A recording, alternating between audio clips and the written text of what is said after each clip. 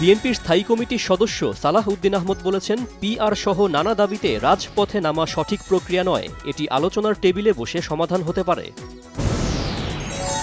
আগামী নির্বাচন আনুপাতিক বা পিআর পদ্ধতিতে চায় জামাত, ইউরোপীয় ইউনিয়নের সাথে সাক্ষাতে জানালেন দলটির নেতারা। সাবেক প্রধানমন্ত্রী শেখ হাসিনাকে ফিরিয়ে এনে বিচারের মুখোমুখি করা সরকারের নৈতিক ও আইনি দায়িত্ব বলেছেন বৈষম্য বিরোধী আন্দোলনের অন্যতম সমন্বয়ক নাহিদ ইসলাম। জুলাইয়ের আকাঙ্ক্ষা বাস্তবায়নে সব ধর্মের মানুষকে একসঙ্গে কাজ করতে হবে বললেন প্রধান উপদেষ্টা ডক্টর মোহাম্মদ ইউনূস। ঢাকেশ্বরী মন্দিরে দুর্গাপূজার প্রস্তুতি পরিদর্শন। আগামী জাতীয় নির্বাচনকে অবাধ ও সুষ্ঠু করতে রিটার্নিং কর্মকর্তার দায়িত্ব চান নির্বাচন কমিশনের কর্মকর্তারা। 27শে সেপ্টেম্বর সারা দেশে নির্বাচন কর্মকর্তাদের সমাবেশ। জেলা প্রশাসকের আশ্বাসে ফরিদপুরের ভাঙ্গায় শনিবার পর্যন্ত আন্দোলন স্থগিত। 4টি সংসদীয় আসন বহাল রাখার দাবিতে বাগেরহাটে সব উপজেলায় নির্বাচন অফিসের সামনে অর্ধদিবস অবস্থান কর্মসূচি পালন।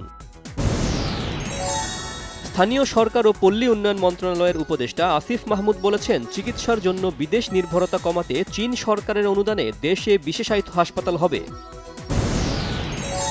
পিটার হাস নয়, দেশের প্রয়োজনেই এক্সিলারেট এনার্জি থেকে এলএনজি কেনা হচ্ছে, দাবি অর্থ উপদেষ্টা ডক্টর সালেহ উদ্দিন আহমেদের। বন ও পরিবেশ উপদেষ্টা সৈয়দা রিজওয়ানা হাসান বলেছেন, মন্ত্রী এমপিদের প্লট দিতে গিয়ে বনায়ন ধ্বংস করে পরিবেশের ক্ষতি করেছে রাজুক। রাজধানী ঢাকাকে হিট আইল্যান্ড হিসেবে উল্লেখ করেছে বিশ্বব্যাংক। ঢাকায় নিযুক্ত যুক্তরাষ্ট্রের নবনিযুক্ত কমার্শিয়াল কাউন্সিলর পল ফ্রস্ট জানিয়েছেন, বাংলাদেশের সাথে ব্যবসা ও বিনিয়োগ বাড়ানোর পথে বড় বাধা এখানকার দুর্নীতি, জটিল কর কাঠামো এবং আমলাতান্ত্রিক জটিলতা। প্রতিযোগীদের তুলনায় মার্কিন বাজারে বেশি শুল্ক সুবিধা পেলেও যুক্তরাষ্ট্রে বাংলাদেশের তৈরি পোশাক রপ্তানি 14% কমতে পারে, ধারণা research and policy integration for development র্যাপিডের। ভারতের অংশগ্রহণ ছাড়াই ঢাকায় অনুষ্ঠিত হতে যাচ্ছে 4 দিনের দক্ষিণ এশিয়া বাণিজ্য মেলা 2025। সার্ক চেম্বার এবং এফবিসিসিআই এর যৌথ আয়োজনে মেলাটি হবে বসুন্ধরা কনভেনশন সিটিতে। শেষ হল চট্টগ্রাম বিশ্ববিদ্যালয় কেন্দ্রীয় ছাত্র সংসদ চাকসু নির্বাচনের মনোনয়ন ফরম বিতরণ। 21 সেপ্টেম্বর প্রার্থীদের তালিকা প্রকাশ। মুন্সিগঞ্জের গজারিয়ায় পুলিশ ক্যাম্পে সশস্ত্র হামলার ঘটনায় জড়িত নয়ন পিয়াস বাহিনীর অন্যতম সহযোগী আবুল কালামকে অস্ত্রগুলিসহ গ্রেপ্তার করেছে র্যাব।